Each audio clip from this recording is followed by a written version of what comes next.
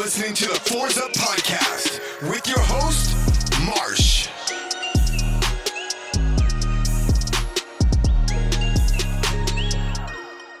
What up, Canes fans? It is the Fours Up Podcast. It is Wednesday, March 24th.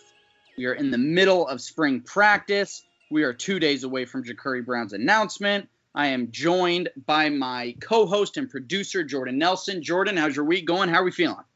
Not too bad, dude. Not too bad. So it's good week. How's life out in Utah? Pretty good, man. Pretty good. Good. Tonight, I've actually scored box seats to the Jazz Nets game. Wow, Mr. Fancy. I know, right? That's the one of the few perks of what I do for a living is that occasionally people will offer us tickets to stuff like this. So Box seats. That's great. Oh, wow. Who do they know? The Brooklyn Nets. Oh, are you kidding me? I know, man. It's like the marquee game of the year. How have the Jazz been doing lately? So they were kind of in free fall around the All-Star break and just after, but they've picked it back up. I think they've won 2 consecutive games by over 10 points again. So okay. All right. I wish I had better words to describe the Heat right now. Yeah, well, dude, I was watching the Heat versus Suns last night. Oh, my God. The Suns are right on the Jazz tail. Bro, they're good.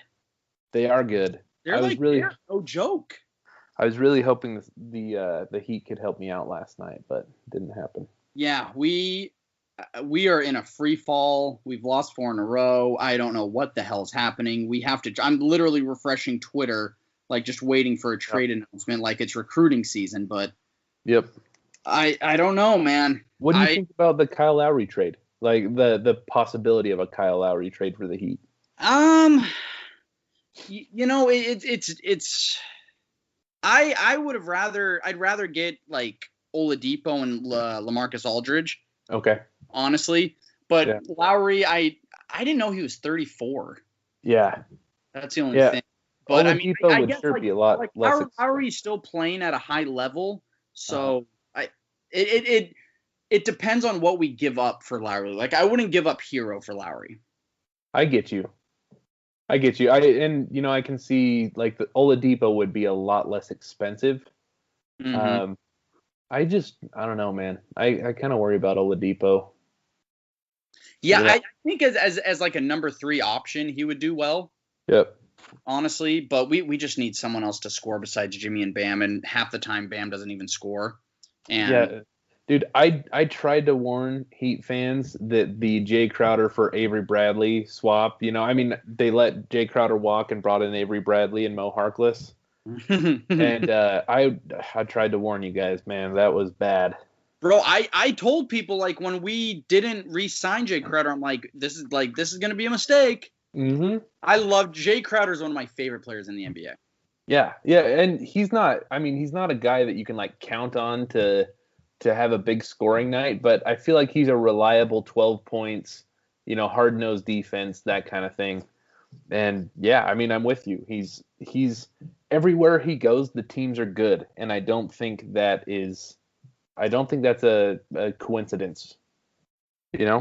He went to Phoenix and now they're number 2 in the West. Good on defense, and he's a veteran, and so I love Jay Crowder when like he was playing with the Jazz. And like that, I was interning for a radio station in Utah, and so we had to go cover the Jazz. And I was like, I remember I had to interview Jay Crowder one time, and it was horrifying.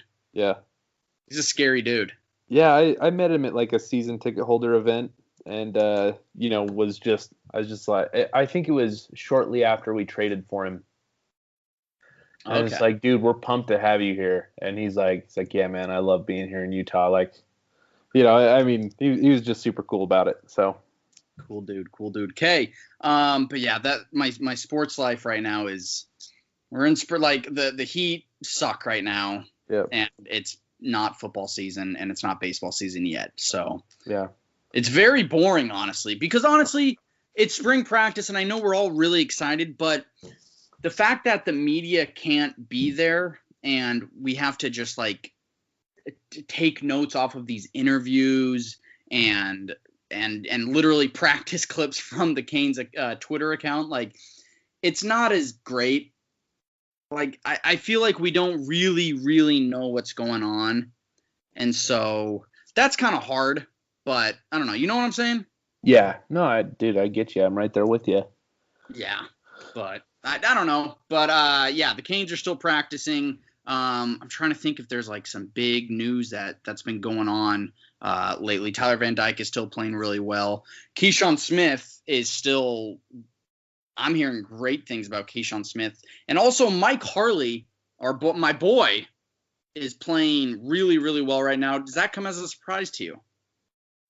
No, it doesn't. I mean, we both kind of expected Mike Harley to be like wide receiver 1 this year, Mm-hmm.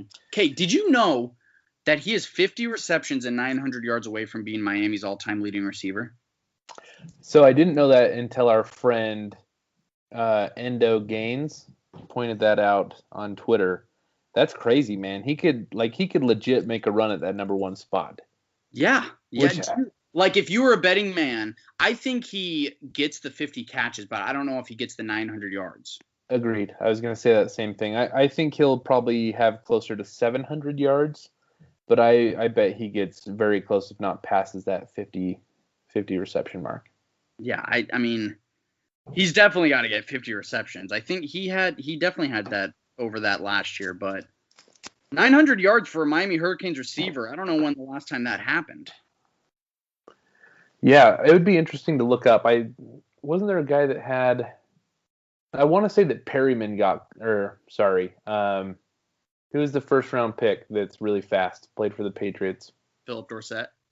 Yep. I want to say that Dorsett got really close his last year, but I could be wrong there. Want me to look that up? Yeah, sure. I mean, even so, like, when was his last year? 2014? Yeah, and that's still a while ago, It's time's a flying, Marsh. Yeah. and we haven't had a 1,000-yard receiver since then. Yep. That's ridiculous. That's unbelievable. Yeah, that gets me really angry. And then when was the last time we had 1,000? Or I guess Mark Walton was a 1,000-yard rusher in 2016, but still.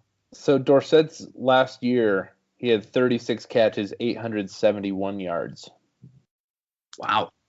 Yep. That's not a lot of catches, but that's a lot of yards. Yeah, his sophomore year, he had 58 catches and 842 yards. So. Interesting.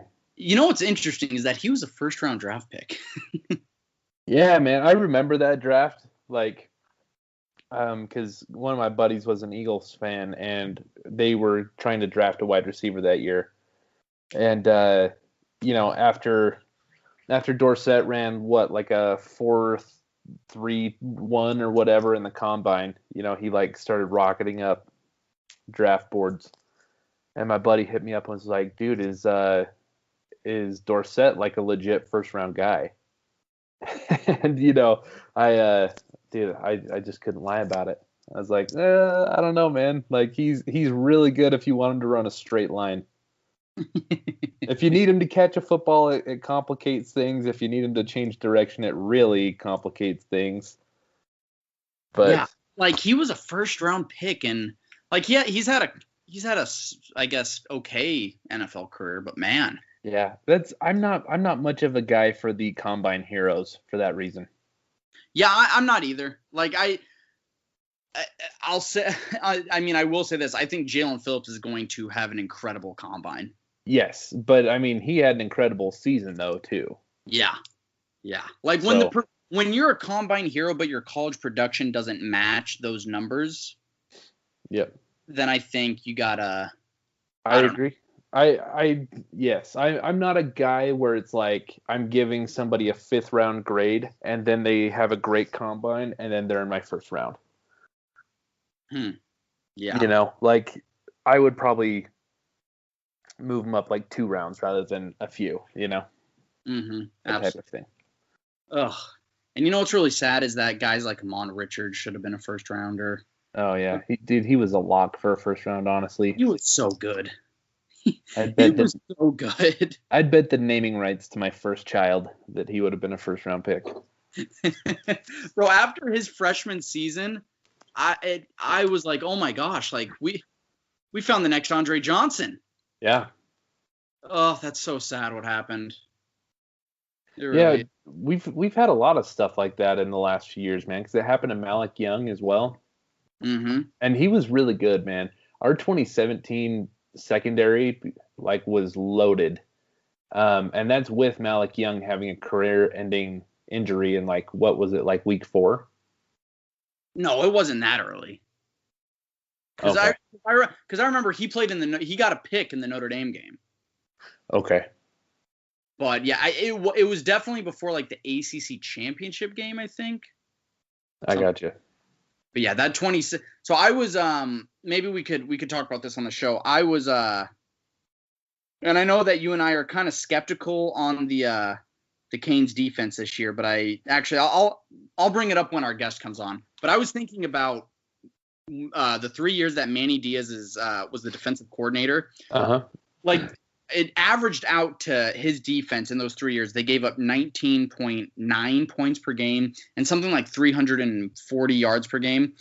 Did you know in this last year with Blake Baker as defensive coordinator, the Canes gave up 27 points a game and 406 yards per game? It's not very good. No, it's horrible. Yeah. That's awful. Yeah. But it just goes to show you like how good this defense was under Manny Diaz. Yeah. So I actually let's dig into that, but just before, so I'm trolling the internet right now and I found a list of receiving yard stats for the season. So surprisingly, the Canes have only had 4 seasons where a player went for over 1,000 yards receiving. Ever? Wow. And so number 1 was in 2013, Alan Hearns went for 1,162. And then in 2010, Leonard Hankerson went for 1,156.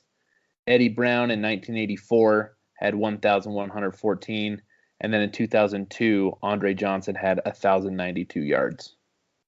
Wow. Yep. Those are the only 1,000-yard seasons for a receiver in Miami history. I mean, I guess that doesn't surprise me that much because we've never been a school that has been an air it out pass school. It's true. And so to put this in perspective, if Mike Harley gets exactly 900 yards, he would be 7th on the all-time single-season receiving list for Miami. Well, and I think it goes to show you that, like, and no disrespect to Mike Harley, but if he's only 900 yards away from the all-time receiving yards list, like, that's – Yep. I don't – like, I mean, even, like, Michael Irvin, like, Andre Johnson, like, I don't even think they don't hold the record. I'm pretty sure it's Reggie Wayne. It's Santana Moss is number 1, and then Reggie Wayne, Michael Irvin, Lamar Thomas, and Stacy Coley round out the top 5. Wow. I love seeing Stacy in there, man. Stacy Coley. Yep. I just think about the 2016 FSU game. Yeah. Dude, if he would have had so many injuries, he easily would have been 4th place. I mean, he was only like 60 yards behind Lamar Thomas. Oh, now I'm just thinking about that game. I'm getting angry. Yeah. That was probably the most excruciating loss I've ever experienced as a Canes fan. Dude, Coley always showed up for the FSU game. Like, that's one thing I loved about him and respected about him so much is that, like, even when he was having, like, a mediocre stretch, dude, when it was FSU week, you knew he was going to pop. Isn't that how it is with most, like, I guess we've beaten FSU 4 years. Has it been 4 years in a row? Yeah. It is 4 years now. I guess we have beaten them 4 years in a row, but, like, even before then, we would see guys like come out of nowhere for that game, but then disappear the rest of the season. But I guess we've beaten them 4 years in a row.